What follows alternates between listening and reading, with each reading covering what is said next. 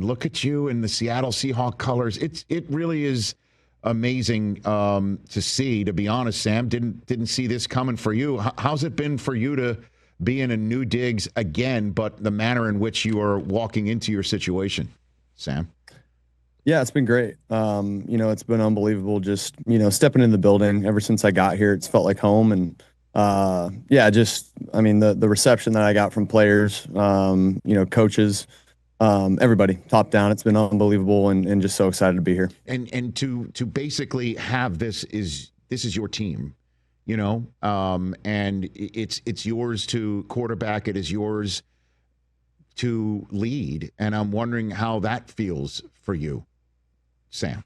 Yeah, I mean, I think for me, it's nothing really changes. That's kind of the mindset I had going into last year and years prior as well. But I think the biggest thing for me is just making sure that, I take it one day at a time. Don't get too far ahead of myself or, worry about, what would happen this year if this happens, or, you get into kind of all those things. And I think for me, it really is about just taking it one day at a time and going from there. And just the opportunity, I guess, is what I'm saying, and making reference to your journey, how you were drafted in the league, and then how you were traded to another team, and then how you wound up in San Francisco, and then your opportunity that you got in Minnesota, and how you burst the door down.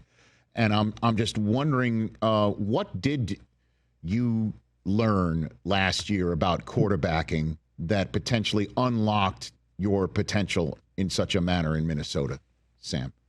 Yeah, I think I can't point to one thing, right? I think it's like a accumulation of, everything that I've learned in the NFL, and even going back to, being in New York and being in Carolina, at some points when I struggled, like I learned through all those moments. And, even going back to my times in San Fran too, going to, what I learned with Kyle, obviously Clint Kubiak was on that staff as well, but his brother Clay, Brian Greasy, Brock, just all the people that were in that building helped me out a ton. Just learning how to, continue to be a professional and just learn the system and understand, good football, and bringing that, all the way to Minnesota, and doing my best. Like I just said, man, just doing everything I could to understand the playbook, better understand defenses, and kind of what, at the end of the day, like the intention of every single play. There's an intention with every play that's called, and I think being on the same page with Kevin O'Connell,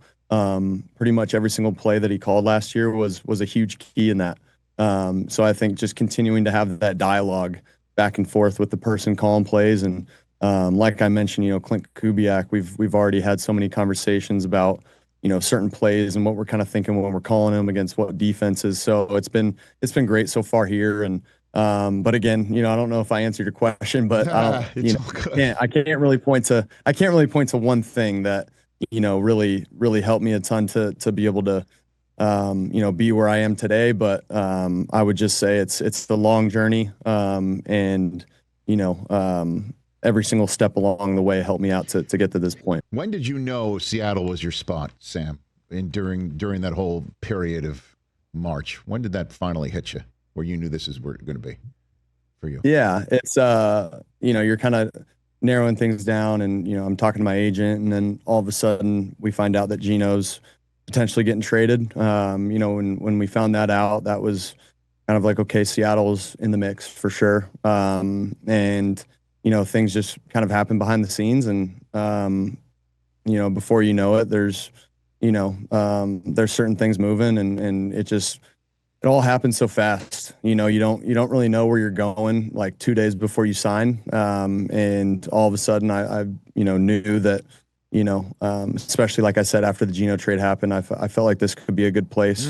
I know Coach McDonald, had the boys rolling last year. I felt like that was a tough defense to go against when I was playing against him up in Lumen Field when I was in Minnesota last year. But McDonald's got us rolling. Obviously knowing Clint from 23 in San Francisco, that was huge as well. And then, like I said, man, all the guys, the defensive players, the offensive players that we have, the entire coaching staff really, and you talk around the league too, like a bunch of guys talk, and Seattle is always a highly talked about place. It's just a very a good place. And you can tell that by the way that guys talk about it around the league. And so that helped a lot as well. So there were a lot of factors, but at the end of the day, it all happened so fast within a couple days. And before you knew it, I was a Seattle Seahawk. No kidding, because I mean, from the outside, a lot of people, Sam, were thinking, okay, you and Seattle were talking, and that's when they got Gino to his former coach in Vegas, and Pete Carroll. So, but you didn't know, like, really, like 72 hours before you went to Seattle, it really was up in the air for you, free agency style for you. Yeah, absolutely. I mean, we had narrowed it down pretty good, but there's definitely a lot of discussions, and then you start to get in the contract talks. Like there's a whole there's a lot that goes on behind the scenes, and I'm just glad that I have the team that I have. Oh yeah. We were able to make it work with John and the guys upstairs, so it was great. Catch the Rich Eisen Show live weekdays from 12 to 3 p.m. Eastern on Roku Sports Channel in the U.S.